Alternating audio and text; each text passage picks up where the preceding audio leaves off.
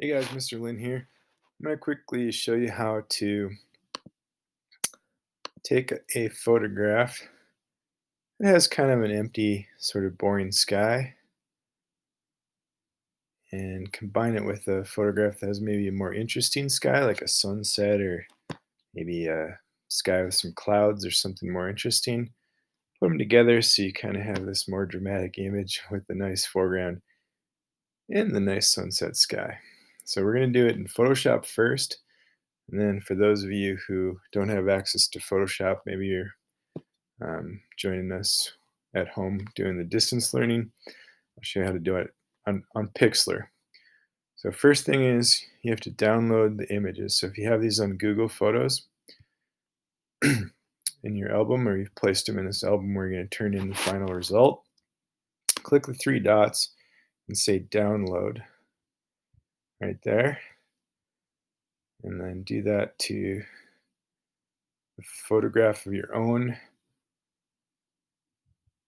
that has a decent sky that you can put in. So both these should be your own photographs. If you absolutely don't have a photograph with a decent sky, you can get something off Google, but try to make it authentic and use your own photograph so it's actually your work. So we'll download both these. Some people have been like right clicking and saying save image or trying to pull this to the desktop. Neither of those methods will give you as high a quality image as if you actually download it through Google Photos like that. So once we have those, we're going to open in Photoshop. First open up Photoshop, say open, and then you're going to choose the image from your downloads folder. So mine would be here if I didn't set my computer to download things directly to the desktop, which I have done. So I'm going to open up the one called Mesa Pano, because I took this panorama up on the Grand Mesa. I'm going to first just select the sky. There's a couple different ways you can do this. I'll show you one way that works. If it doesn't work this way, you can just kind of delete the sky and just put the layer behind it.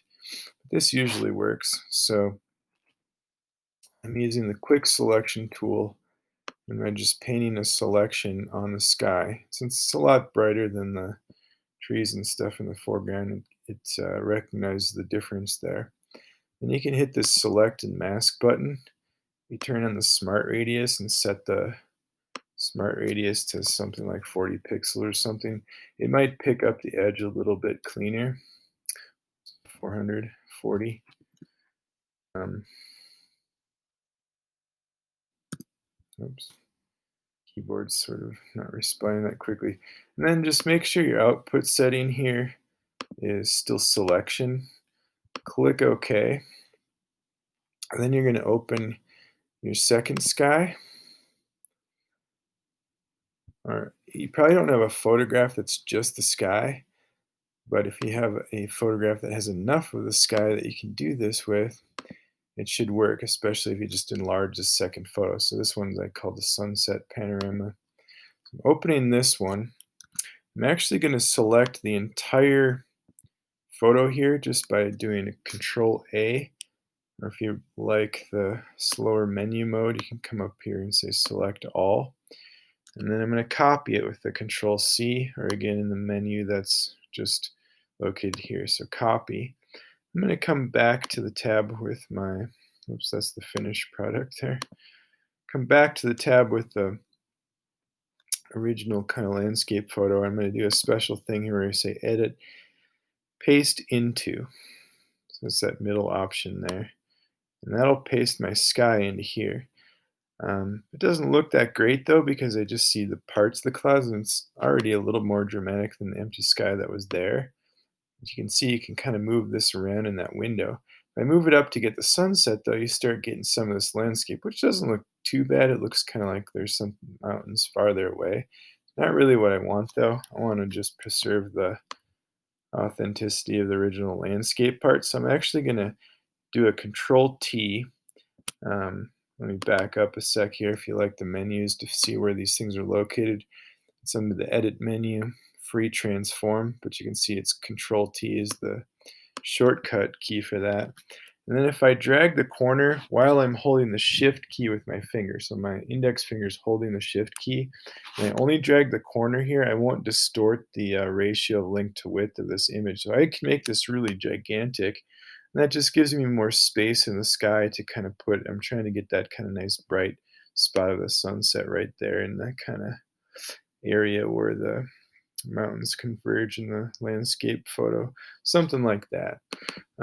So that's about all there is to it. Depending on your landscape and your sky, it might look kind of phony. In this case, since it's a little later in the day with the sky and the sun setting a little bit more, what I'm going to do is throw in an adjustment, an exposure adjustment on this background layer. And you could do that a few different ways. This time, I'm going to do it with the curves adjustment. I'm just going to pull this down just a bit to make it just look a little darker like it would around sunset. You can see if you move this around, you can make it dramatically brighter or darker depending on what you do. Usually I'm trying to be a little more subtle with things like this, so you can kind of go like that. And the power of Photoshop is you can click these little eyeballs on the adjustment layer to see kind of before and after of just that one adjustment. It does look a little bit better like it's later in the day. So what I would do is I would say File, Save As with this.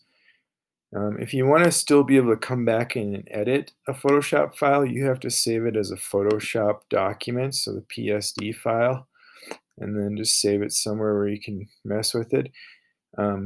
That's a good idea. Best practice is to save it as a Photoshop file, but you can't load it to Google Photos as a Photoshop file, so you just have to change the format to JPEG, which is a standard photo file that you can actually load to Google. Say save, and then don't forget to look at the quality.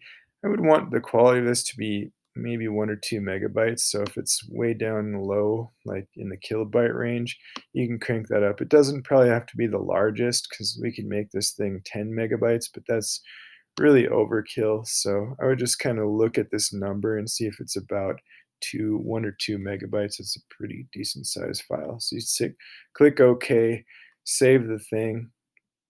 I'm not actually going to save it because I already saved a copy of this, so it's redundant. But then I have the finished result on my desktop here. Here's the PSD doc, and here's the finished sunset one. So when you're ready to turn it in, right now I've got the album where you guys need to turn it in. Link to the do now here. It says load the 2 before photos and the after photo here. So you can go to this album and then simply drag and drop the photos in. So you can see I've got the original landscape, the sunset. So it's kind of like this plus this equals this. So each time you put something in, all you have to do is take that and just drag it over. Screen turns blue, you can drop the file in and then it'll load and you can kind of see the before and after. So that's the after. Here's the 2 before photos. Kind of nice also if you kind of explain yourself here. I've written a little explanation of what's going on. Let me know if it's not really authentically your own photograph they're using. So I'm going to switch over to Pixlr.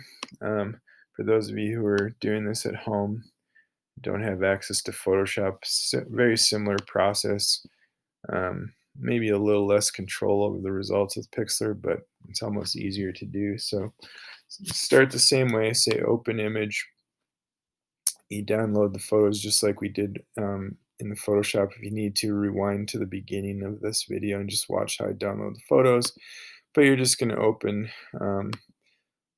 whatever landscape one you want to start with that doesn't have a very interesting sky that you're going to replace. Just go ahead and choose full HD for the resolution. Sometimes it takes its time a little bit with Pixlr to open up.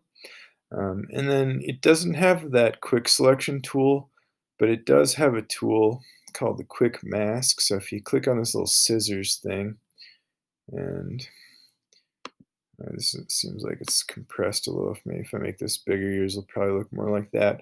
So this scissors tool is the mask tool. If you choose this magic mask, your tolerance is probably by default set to 32, but you can increase or decrease that. That'll just kind of change how many pixels of a similar color to the sky I choose. But if I click this, you'll notice it just starts deleting the sky. And it's not going to do it perfectly. It's going to leave like some little vestigial kind of things like that. But you can switch to this brush mode and you can change the size and softness of this brush. You can play around with these settings. And then I'm going to make the brush a little bit bigger actually. Any like leftover junk, you can kind of paint it out, and you can take that to the level you want to. If you want to do a really nice job, you should probably be like zoomed in like super close, and then make your brush really small so you can kind of clean up some of that extra junk that you don't really want to see. Thing is, though, the sky is often a similar value, so if it's not too different from this kind of light sky that was there, you probably won't even notice some of that stuff. So, but best practice would be to get rid of as much of that as you can. So all you have to do in Pixlr is just take from your downloads folder, your desktop, or wherever you have the other photo saved, and just drag it in like this, and then say add to the current document as a layer. You don't want to create a new file. In this case, we're just going to add it to the current one. Just a little quicker to do it that way. I'm just kind of waiting for this to do its thing because it's calculating, thinking about it. Right now, it looks kind of like, well, what happened there? It's just dropped this like right in front of the other image in the layers panel, so you can see it's just on top of it. So, and it's quite large too. It's taking up a little bit more space there. So the thing you have to do is just unlock this photo by double clicking on that lock. And then the layers panel, just drag this below that one. And then you'll see that that sunset is indeed behind there now. Sometimes when you have two big layers like this, it's hard to click the one you want. So I'm just going to relock this background layer by hitting this locked button. That'll allow me to just move the sky, the new sky one around however I want. Looks kind of stormy there, but if I move it around enough, I can get it to look like the sunset again. So, and you can barely even see the little gray things unless you were to zoom in. In this case, we could also darken the foreground like I did in Photoshop with an adjustment. They even have the same curve style thing, so you can pull this downward. You have to double click to create a point first and then kind of pull this down to make it a little darker. But it depends. If your photo, you might need to make it brighter too. It just depends on what the sky and what the landscape is. And you can do other things both in Pixlr and Photoshop with the color too. You can throw in like a temperature and tint adjustment, and then you can make it redder if you want it to make it look more like the sunset on the foreground or something like that, or oranger. Um, anyway, there's a bunch of stuff you could do there, but we'll keep it simple for now. And otherwise, to turn in on Pixlr, it's pretty much the same process. You're going to say File. Instead of Save, you would say, actually, you would say Save, sorry. And then just choose the JPEG or PNG option. In the case of Pixlr, if you're planning to work on this more, you should save a PXD file first because that's going to retain the layers so you can come back in and mess with it. But a JPEG, in the case of Pixlr, I'd crank this all the way to 100% because it's not going to be a huge file.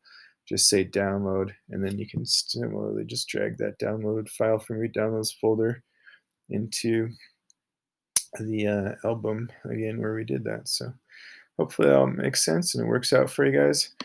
Try to get that done today because I'm going to give you a grade, kind of a pass-fail grade for doing that. And you have to have the before photo, both before photos, and then the after photo. So 3 in a row. And I'll put them in order like that so we can all kind of check them out and see your results when you're done. So that's about all there is to it, guys. Let me know if you have any other questions. Have a good Thanksgiving break.